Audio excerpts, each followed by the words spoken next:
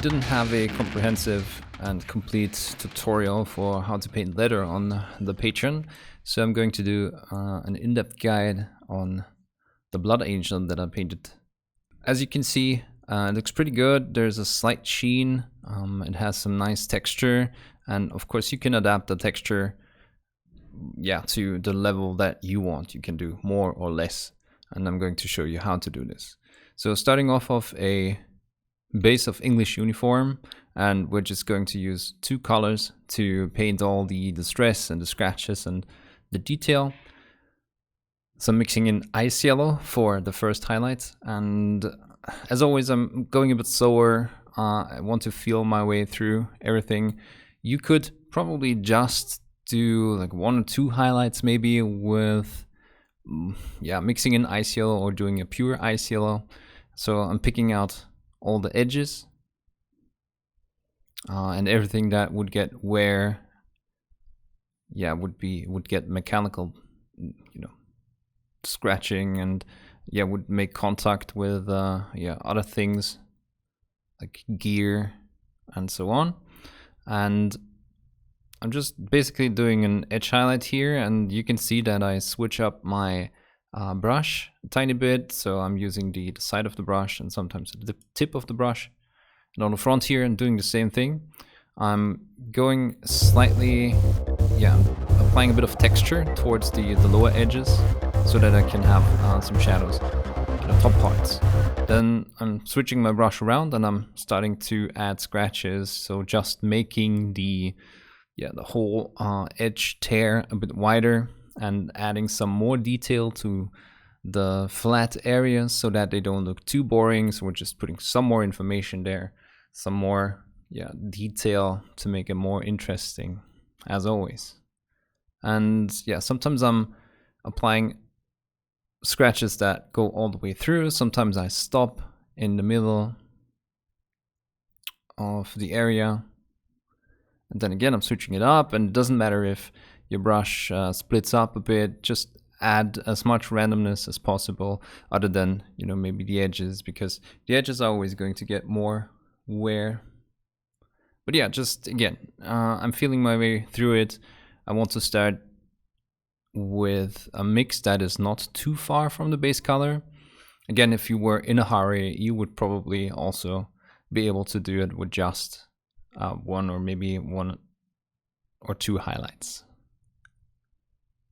It's really up to you how quickly you want to go. But for showcase, miniatures, and of course also competition miniatures, you would want to have a gradient that looks as smooth as possible. And here you can see the front again.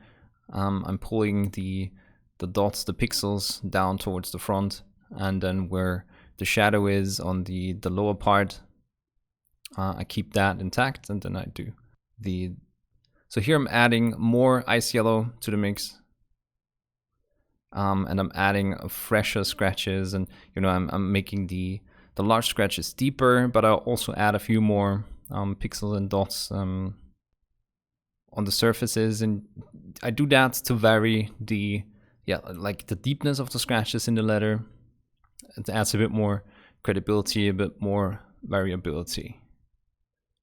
I'm going to do that again in another step.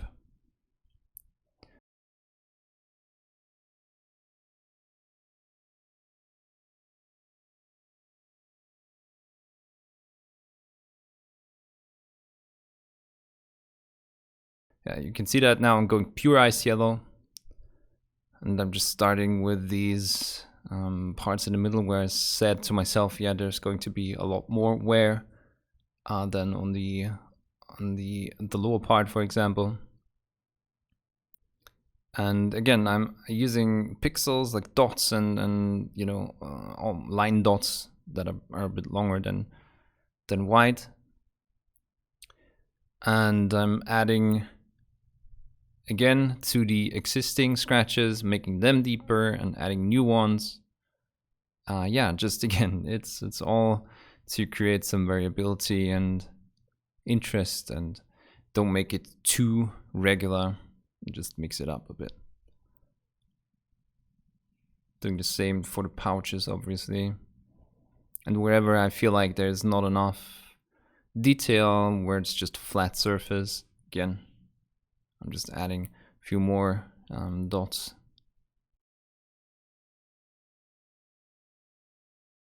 And of course all the edges that have not gotten any love yet. And yeah, where the handle of the rifle goes, or the pistol goes, I'm adding an extra bit of wear. Then I'm adding Liquitex acrylic ink, burnt sienna and burnt umber, and you can see I mix a bit of an in-between mix. These two colors are really nice colors. You can also use them for, you know, a lot of grimdark stuff. But sienna and umber, they are really nice natural looking colors. Have been used in art for ages. So what I'm doing is I'm covering all of the surface with a first layer of this, and I'm going over the scratches too, just to tint them a certain way so that they integrate with the color of the leather, so that they feel like you know, it is scratches on a material, the way that leather scratches is a distinct way, and the scratches still look like that material, even though they get roughed up a bit. So next I'm guiding the shadows towards the areas that I want darker. You saw it in the front, and now here on the side I'm just adding these like wider lines, and I'm moving slowly to see where the ink settles, and I'm just controlling where it settles. So around, you know, the rivet up here, I want it to be a bit more, and then on the sides I also want that a bit darker. And yeah, I leave these to dry. I'm using the way that the ink behaves with the increased surface tension to have it stay in place almost. And again, I'm pushing the pigments around. I can't really, there's not a proper way to do this. You will have to find out what brush stroke works for you, so that enough of the ink stays in place, almost like a droplet. But you also want to cover some areas so that it doesn't leave too many coffee stains. Some coffee staining here is fine. We're going to add some more layers, and if we have a bit of coffee staining, that just adds to the texture, but really there's not that much coffee staining to worry about. And again, I just switch between the sienna and the umber, and if I feel like, okay, I'm losing a bit of that red which the sienna gives, it's getting too dark, then I'm adding a bit more sienna, but if I want it a bit darker, then I add more burnt umber to the mix. Again, I'm making sure that through capillary effects I get a bit of dark lining, again around the rivets. I want these parts darker, obviously, and here, down here, I'm also doing some sort of black lining, and then I'm just adding on irregular dots, and you can see in the front where the shadow goes, I'm adding a bit of a mix. And that way you can also control your highlights and shadows and shades a bit better. Obviously, in that darker area where the bowl pistol goes, I also add a few more dabs there. And on the pouches, I use a bit more of the brush tip to apply these droplets and have them stay there, and then I just let them dry and I look at them, and you can see that they don't really stain that much, but just in case I watch them dry, which is a bit boring, but the result is definitely worth it. So watch them dry, and just in case I have to fix anything, I have a wet brush that I can just swipe over and correct a few things. You can see again capillary effects for the dark lining. I'm just dabbing the tip of the brush into these recesses. And again, I'm just gradually adding more layers to certain areas, and those obviously get darker. You can really control your lights and shadows that way. Yeah, and I really like that. You can see that it is really shiny, which we're going to fix with one of the last steps. What I'm mixing here is a bit of non-oil because I wanted to, just have another step of darkness. So I'm starting at the lower part to separate the end of the holster here from the leather, and of course up here around the rivet. You can see that it just adds that nice darker shade.